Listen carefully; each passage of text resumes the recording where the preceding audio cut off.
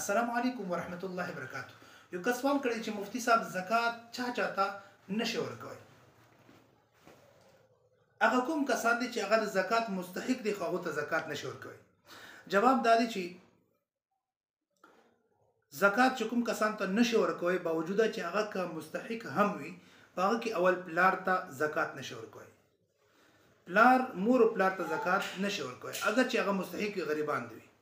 د پلار ته نکته نشي ورکوي او د نیکه د سیمخي په سلار زکات نشي ورکوي مور ته د مور ته یا د مور انیاتا یا د غ انیاتا دې ته هم زکات نشي ورکوي درنګي دویم قسم خلک بچیان خپل اولاد خپل زوی ته زکات نشي ورکوي د زوی ته زکات نشي ورکوي او د زوی خپل مسیته کوم دی یا د زوی ته هغه ته زکات نشي ورکوي دا سیمخي په سلار شي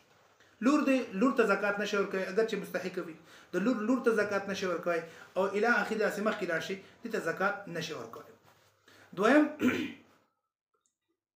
کس چې کوم ته زکات نشي ورکوي هغه خلک دي چې کوم ته زکات نشي ورکوي هغه سید د رسول الله صلی الله علیه وسلم خاندان نه اگر چې ډیر زیات غریب دولي نه وي خو سید ته کوم دي زکات نه دی ورکول پکار اگر چې دا خبره هم په کتابونو کې لیکل شوی دي ک یو سید وی سادات د رسول الله صلی الله علیه وسلم خاندان نه وي او ډیر زیات حالت استقرار کې وي مجبوری د وجنه بیا زکات هغه کوم دغه تور کوي شي خو بهتره ده چې هغه زکات ورنکړي شي مسلمانانو باندې فرض ده چې د رسول الله صلی الله علیه وسلم خاندان سوق وي او هغه مجبور وي نو هغه د صدقات نور صدقات عطیات سره هدايا سره او تحفو سره هغه کوم دی د او مدد نصرت وکي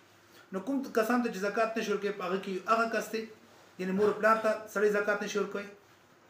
او پلار ته دي ته وي اصول او فروع یعنی زمنو ته اولاد ته زکات نشي ورکوي او د رسول الله صلی الله علیه و سلم د خاندان سره تعلق لرونکي هاشمی خاندان سره تعلق لرونکي کستا زکات نشي ورکوي بل سوال دا شوی دی چې مفتی صاحب که یو کس چاته زکات ورکو او د زکات چې کوم دی نیت نه وکړي نو آیا د دې زکات ادا شو